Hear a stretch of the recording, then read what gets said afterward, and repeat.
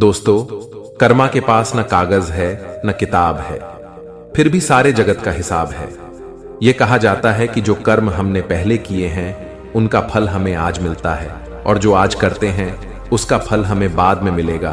तो ऐसी कोई व्यवस्था क्यों नहीं हुई कि जो हम कर्म आज करें उसका फल आज मिल जाए, ताकि दुनिया में से सारे भ्रष्टाचार और जितने भी बुरे कर्म हैं सब मिट जाए।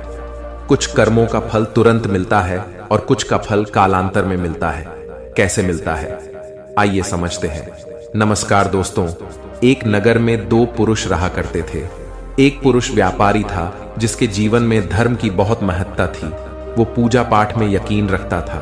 वो हर रोज मंदिर जाता था और दान धर्म भी करता था, और हर रोज भगवान की पूजा करता था और सबकी मदद भी करता था। वही दूसरा पुरुष बिल्कुल विपरीत था।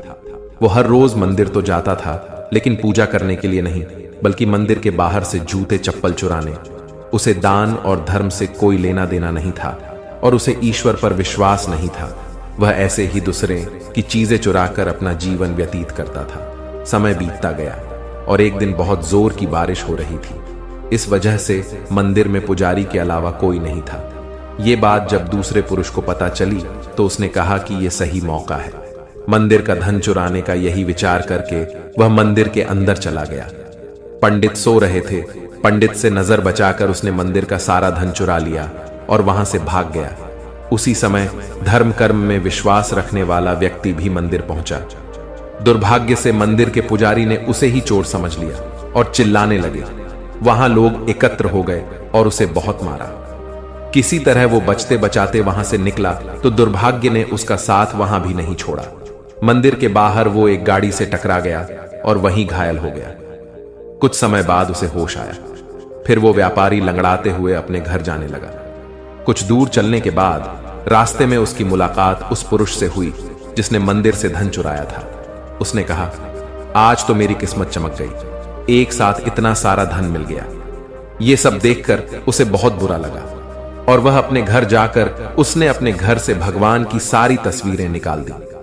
वह जो चोर था उसने अपना पूरा जीवन ऐसे ही चोरी करने में गुजार दिया, और वह जो भला आदमी था उसके जीवन हर दिन कुछ न कुछ समस्या आती ही रहती थी। कुछ सालों बाद दोनों पुरुषों की मृत्यु हो गई। मरने के बाद जब दोनों यमराज की सभा में पहुंचे और भले पुरुष ने दूसरे व्यक्ति को देखा तो उसे बहुत गुस्सा आया। उसने क्रोधित होकर यमराज से पूछ ही लिया, मैं तो हमेशा अच्छे कर्म करता था, दान में विश्वास रखता था, हमेशा अच्छाई के रास्ते पर चला। उसके बदले जीवन भर मुझे अपमान और दर्द ही मिला, और इस व्यक्ति को नोटों से भरी पोटली। आखिर ऐसा भेदभाव क्यों? इस पर यमराज ने कहा, पुत्र, तुम गलत समझ रहे हो। जिस दिन तुम्हारी गाड़ी से टक्कर हुई थी वो दिन तुम्हारे जीवन का आखिरी दिन था, परंतु तुम्हारे अच्छे कर्मों की वजह से तुम्हारी मौत सिर्फ एक छोटी सी चोट में बदल गई। तुम इस दुष्ट व्यक्ति के बारे में जानना चाहते हो। दरअसल इसके भाग्य में राजयोग था, मगर इसके कर्मों और अधर्म की वजह से वो सिर्फ एक छोटी सी धन की पोटली में बदल गया। इसके बाद यमराज उस भले व्यक्ति से कहते हैं, पुत्र, क्या अब तुम्हें तुम्हारे सवाल का जवाब मिल गया? ऐसा सोचना कि ईश्वर तुम्हारे कर्मों को नजरअंदाज कर रहे हैं, यह बिल्कुल भी सत्य नहीं है। ईश्वर हमें कब क्या किस रूप में दे रहा है मनुष्य को समझ में नहीं आता है, मगर आप अच्छे कर्म करते रहे तो ईश्वर की कृपा हमेशा बनी रहती है। आप उस फल से भाग नहीं सकते। भागने की कितनी भी कोशिश कर लो, पर वह फल आपको भुगतना ही पड़ेगा। इसके बिना कर्म शांत ही नहीं होता। हम कितने भी अच्छे बुरे कर्म कर ले, उसका फल हमारे साथ ही रहता है, चाहे वह हमें देर से ही मिले, लेकिन मिलता जरूर है। इस कहानी के माध्यम से आप यह समझ जाओगे कि कर्म क्या है। एक राजा था। वह अपने मंत्री के साथ देश का भ्रमण करने निकला था। भ्रमण करते करते राजा और मंत्री एक बाजार में पहुंच गए। उस बाजार में राजा का ध्यान एक दुकानदार के ऊपर गया। उस दुकानदार को देखते ही राजा के मन में न जाने क्यों यह विचार आया कि मैं इस दुकानदार को कल फांसी की सजा दे दूं। यह बात राजा ने अपनी मंत्री को बताया। मंत्री कुछ बोले उससे पहले राजा उस दुकानदार के दुकान के सामने से आगे निकल चुके थे और दूसरी बातें करने लगे। मंत्री बहुत ही चिंतित हो गया। यह बात समझ नहीं पा रहा था कि दुकानदार की गलती क्या है। दुकानदार से बिना कुछ बात किए, बिना कुछ सोचे समझे, महाराज ऐसा फैसला लेने के बारे में क्यों सोच रहे हैं? राजा और मंत्री भ्रमण करने के बाद राज दरबार वापस चले गए। मंत्री को रात भर नींद नहीं आई। सुबह जागने के बाद मंत्री एक साधारण प्रजा का रूप बनाकर उस दुकानदार के पास गया और उस दुकानदार से पूछा, तुम क्या बेचते हो? दुकानदार ने जवाब दिया, मैं चंदन की लकड़ी बेचता हूं। फिर मंत्री आसपास के लोगों से दुकानदार के बारे में पूछना शुरू किया। सबने जवाब दिया कि दुकानदार किसी से बोलता नहीं है, हमेशा दुखी रहता है। मंत्री को बात समझ में आ गई। मंत्री फिर वापस दुकानदार के पास गया और उस दुकानदार से पूछा, तुम दुखी क्यों रहते हो?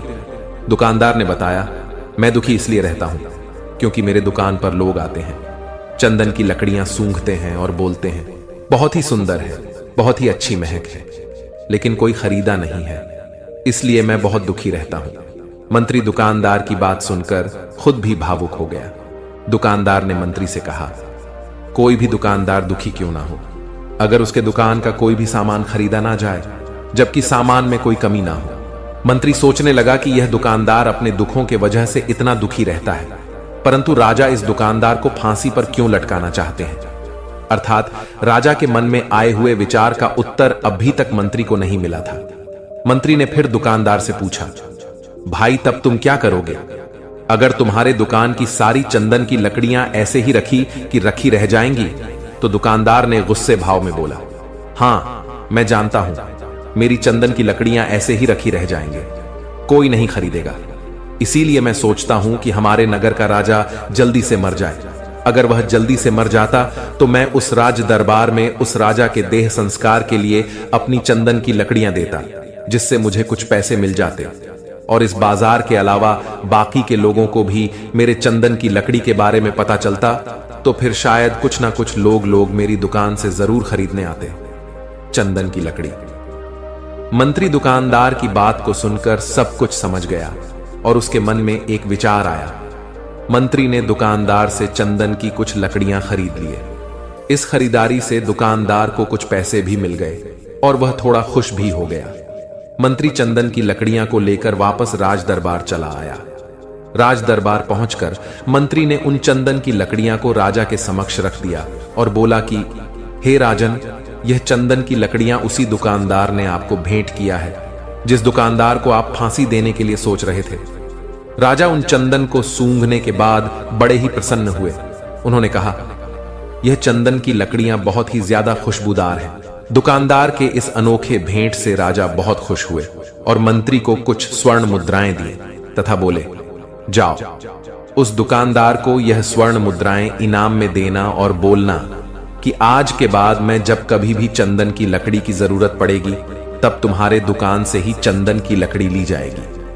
मंत्री जी मुस्कुराने लगे तथा यह सोचने लगे कि अब तो राजा के मन में उस दुकानदार को फांसी देने का विचार आ ही नहीं सकता, क्योंकि अब तो हमेशा राज दरबार के लिए चंदन की लकड़ियों का इंतजाम की जिम्मेदारी उस दुकानदार को जो मिल गई है। मंत्री स्वर्ण मुद्राओं को लेकर वापस उस दुकानदार की तरफ चल दिया।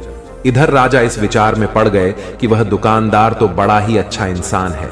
जिस वक्त मैं उसके बारे में यह सोच रहा था कि मैं इसको कल फांसी दे दूंगा, तब शायद उसके मन में उस समय यह विचार चल रहा था कि राजन पहली बार मेरे दुकान के सामने आए हैं, क्यों ना मैं उनको अपनी सुंदर और खुशबूदार लकड़ियों को भेंट करूं। और आज उसने मुझे भेंट भी किया। बेवजह ही मैं उसको फांसी देने के बारे में सोच रहा था। इधर मंत्री दुकानदार के पास पहुंच गया। मंत्री ने राजा के द्वारा दी गई स्वर्ण मुद्राओं को दुकानदार को देते हुए कहा कि जिन चंदन की लकड़ी को कल मैं खरीद कर लेकर गया था, उन चंदन की लकड़ियों को राजा ने बहुत पसंद किया और इनाम के तौर पर तुमको यह कुछ स्वर्ण मुद्राएं दिए हैं। दुकानदार बहुत ही खुश होने लगा। साथ ही साथ मंत्री ने उस दुकानदार को यह भी बताया कि अब आज के बाद राज दरबार में जब कभी भी चंदन की लकड़ियों की जरूरत पड़ेगी तो सारी चंदन की लकड़ियां तुम्हारी दुकान से ली जाएगी। दुकानदार मंत्री की बात सुनकर बहुत ही खुश हो गया और मंत्री ने दुकानदार से पूछा, क्यों भाई, तुम तो राजा के बारे में इतना बुरा भला सोचते थे, लेकिन देखो राजा तुम्हारी कितनी चिंता करते हैं, राजा कितने अच्छे हैं। राजा अपनी प्रजा के बारे में कभी भी गलत नहीं सोचते हैं। दुकानदार मंत्री की बात से सहमत हो गया और बहुत दुखी हुआ। दुकानदार मंत्री से बोला, मैं कितना गलत सोचता था राजा के बारे में। राजा तो बड़े ही अच्छे हैं, बड़े ही भले राजा हैं। भगवान करे कि राजा की बहुत ही लंबी आयु हो। यह बात सुनकर मंत्री भी बहुत खुश हुआ। फिर मंत्री वहां से वापस राज दरबार को चला गया। तो दोस्तों, अब आप समझ गए होंगे कि कर्म क्या है। कर्म एक बोले हुए शब्द है, कर्म एक वाणी है, कर्म एक सोच है, कर्म एक भावना है। कर्म हर एक इंसान की खुद के विचार होते हैं। हमारे विचार जैसे रहेंगे हम वैसे ही कर्म करेंगे, और उन्हीं विचारों के द्वारा की हुई कर्म हमारे सुख और दुख के लिए उत्तरदायी होंगे। अर्थात हमारे विचार अगर गलत हैं तो हमारे द्वारा की हुई कर्म भी गलत होगी तथा इसका परिणाम भी गलत निकलेगा। परिणाम स्वरूप हम दुखी रहेंगे। अगर हमारे विचार सही रहेंगे तो हम सही कर्म करेंगे, सही कर्म करेंगे तो फिर सही फल मिलेगा, जिससे हम सुखी रहेंगे। दोस्तों, इस कहानी से हमने यह सीखा कि अगर हमारे विचार सही रहेंगे, निष्पाप रहेंगे, तो उन्हीं निष्पाप और सही सोच की वजह से लिया गया हर फैसला सही होगा। जब सही फैसला लेंगे तब वह हमारे द्वारा की हुई सही कर्म होंगे। जब सही कर्म होंगे तो सही परिणाम मिलेगा, जिसके वजह से हम सुखी रहेंगे, हम खुश रहेंगे। तथा इसी जगह पर अगर हमारे विचार गलत रहेंगे तो हमारे द्वारा लिया गया फैसला भी गलत होगा और किया गया कर्म भी गलत होगा। तो दोस्तों, कैसी लगी आपको ये कहानी? आप हमें कमेंट सेक्शन में जरूर बताना, और अच्छी लगी हो तो इस चैनल को सब्सक्राइब जरूर कर लेना।